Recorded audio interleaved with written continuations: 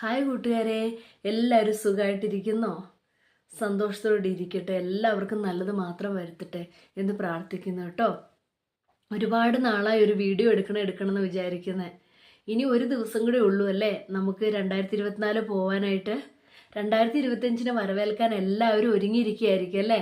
എല്ലാവർക്കും നല്ലത് മാത്രം വരുത്തട്ടെ എന്ന് പ്രാർത്ഥിക്കുന്നു കേട്ടോ. നിങ്ങൾക്ക് എങ്ങനെയായിരുന്നു 2024? എനിക്ക് ഒത്തിരി വിഷമവും സങ്കടവും സന്തോഷവും എല്ലാം കലർന്ന ഒരു വർഷമായിരുന്നു 2024 കേട്ടോ.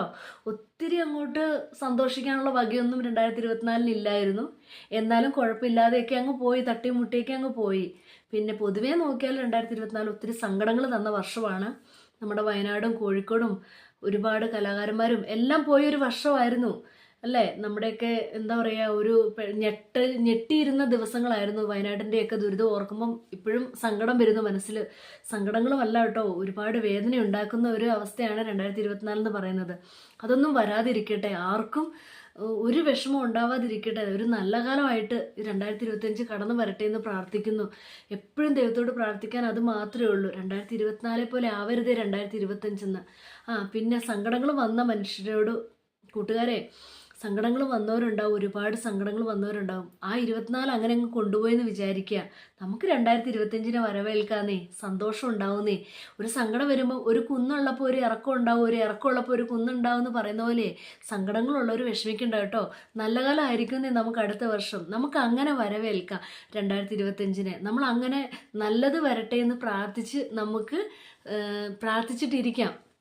നല്ലത് മാത്രം വരുത്തട്ടെ, എല്ലാവർക്കും നന്മകൾ ഉണ്ടാകട്ടെ എന്ന് പ്രാർത്ഥിക്കാം. ഇങ്ങനെ ഒരു വീഡിയോ ഇട്ടത് ചുമ്മാതെ കേട്ടോ. പക്ഷേ എന്താ വെച്ചാൽ എൻ്റെ മനസ്സിലുള്ളത് ഞാൻ നിങ്ങളോട് പറഞ്ഞു എന്ന് മാത്രമേ ഉള്ളൂ. 25 ന്യൂ വർഷമാണ്. ഇനി ഒത്തിരി തീരുമാനങ്ങളൊക്കെ എടുക്കുന്ന വർഷമായിരിക്കും അല്ലേ.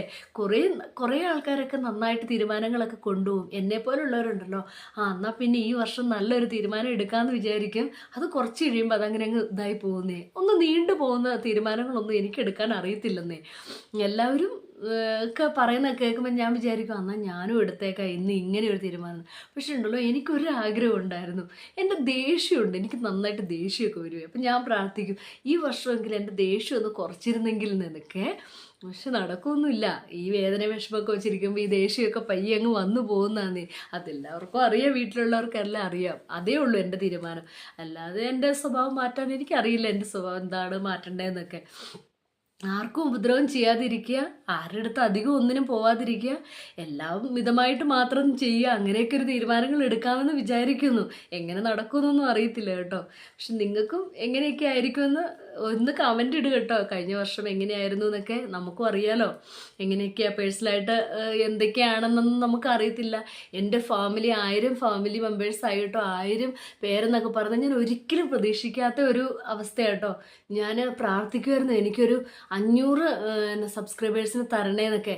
കാരണം ഒന്നും ഇല്ലാതിരുന്നല്ലേ, ചുമ്മാ വെറുതെ എന്തെങ്കിലുമൊക്കെ ഇട്ടുകൊണ്ടിരുന്നല്ലേ. പക്ഷെ 1000 കടന്നെന്ന് പറയുമ്പോൾ എനിക്ക് ഒത്തിരി സന്തോഷമുണ്ട്. എൻ്റെ കൂട്ടുകാരോട് എനിക്ക് നന്ദിയുണ്ട് കേട്ടോ.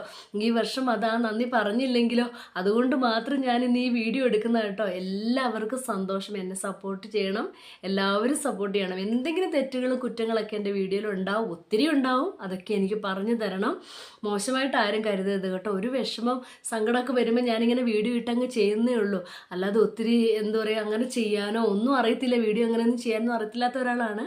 പക്ഷെ അങ്ങനെ അങ്ങ് ചെയ്തു പോകുന്നു, നമ്മുടെ സാഹചര്യം കൊണ്ട് അങ്ങനെ ചെയ്തു പോകുന്നു പറയല്ലേ, അതുപോലെ പോയതേ ഉള്ളൂ കേട്ടോ. എല്ലാവർക്കും നല്ലൊരു വർഷമാകട്ടെ നമ്മുടെ 2025 ആശംസിക്കുന്നു, പ്രാർത്ഥിക്കുന്നു. നമുക്ക് പിന്നെ കാണാം കേട്ടോ. Okay, by.